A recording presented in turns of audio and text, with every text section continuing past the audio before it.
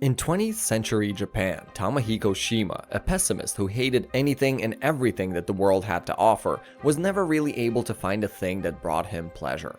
Tamahiko's whole life was rather salty, and things got terrible for him when in an accident he ended up losing his right arm.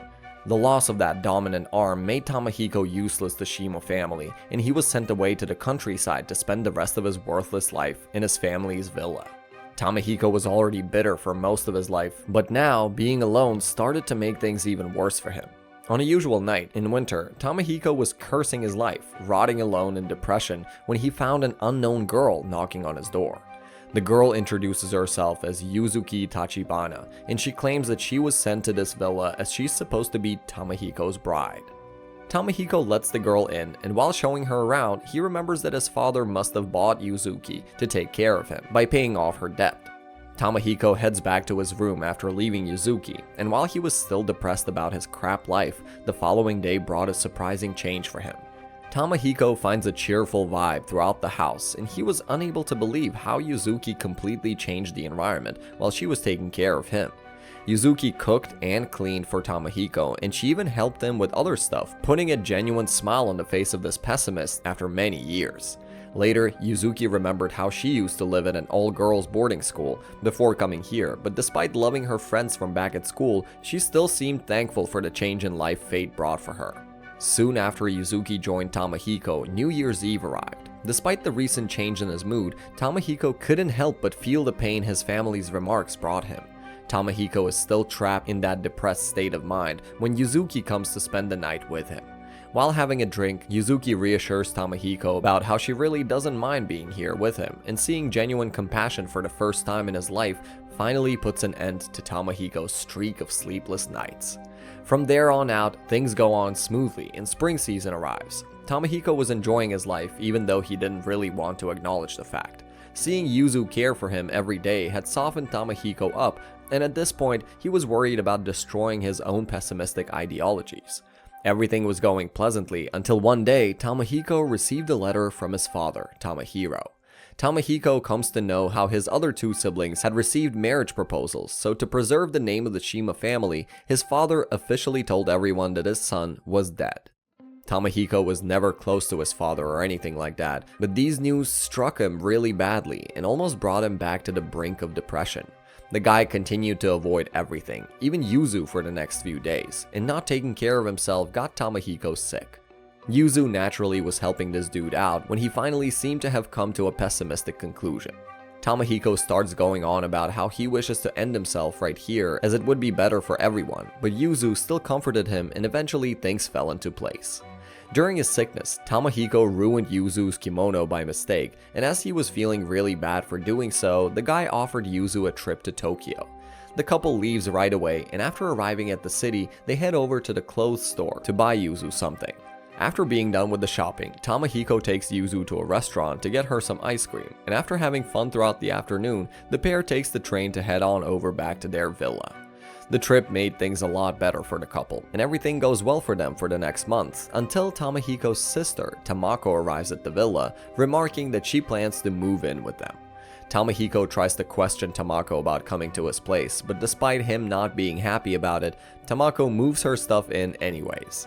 Tamako meets Yuzu for the first time, and she starts off by being mean to her, making fun of how much of a child she looks like.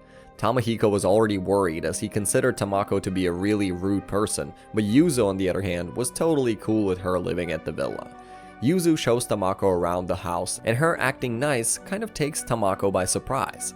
Later, Yuzu was planning to prepare a feast to welcome Tamako properly, but Tamako ruins the moment by claiming that Yuzu is just childish. Tamako further gets into an argument with Tamahiko, and she properly reminds him how their whole family has no problem with him being dead. Tamahiko's mood goes all over the place again, and he starts sulking like usual. To help him out, Yuzu convinces him to come with her, and the pair leave for a nice short walk in the mountains. This was the first time Tamahiko had seen all this natural scenery despite living in the villa for months now, and spending time with Yuzu makes Tamahiko finally realize that he was stupid for sulking every now and then and making Yuzu worry for no reason. To end the walk, Yuzu takes Tamahiko to some higher ground, where he comes to realize that the cold dark winter, which he thought would last forever, was already over before he even knew it, and Yuzu was nothing less than a spring storm in his life. The pair returns to their home afterwards, and Yuzu jumps straight into the kitchen to make some caramel candy for Tamahiko. This was kind of surprising for Tamako already, but after seeing Yuzu work so generously, Tamako questioned why would someone work this hard for another person. The answer was obvious to Yuzu, but someone as isolated as Tamako was really bothered by it. Later, while eating that candy, both Yuzu and Tamahiko were rather happy about it, but Tamako isn't able to withstand anything wholesome, and she runs away after calling these two idiots. At night, Tamako isn't able to sleep due to a thunderstorm outside, and as she reminisces, we come to know why Tamako was acting like that. Tamako had a similar upbringing to Tamahiko, and she never received the love she wanted in her life either. The girl never made friends, and that was why the concept of compassion was so foreign to her.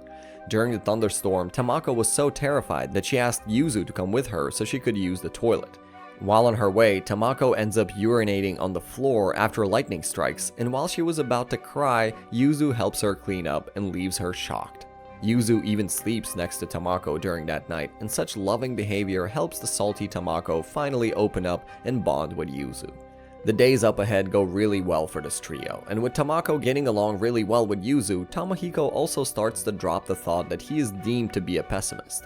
Yuzu continues to help out at the house, and even though on the surface she seems to be full of energy as usual, one day something weird happens to her, and she collapses on the ground.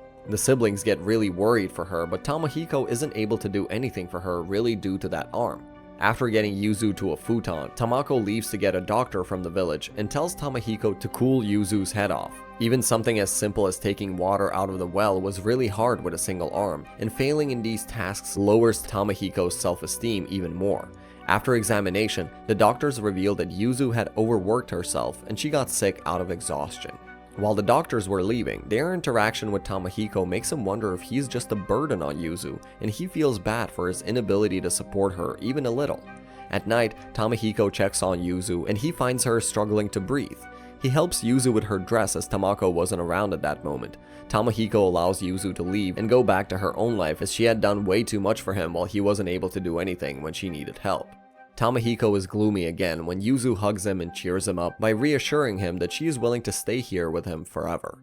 Yuzu recovers rather well by the next morning and wakes Tamahiko up, inviting him for breakfast, where Tamako surprises the two by telling them that she has made up her mind to leave the villa and go back to school as she wishes to become a doctor now.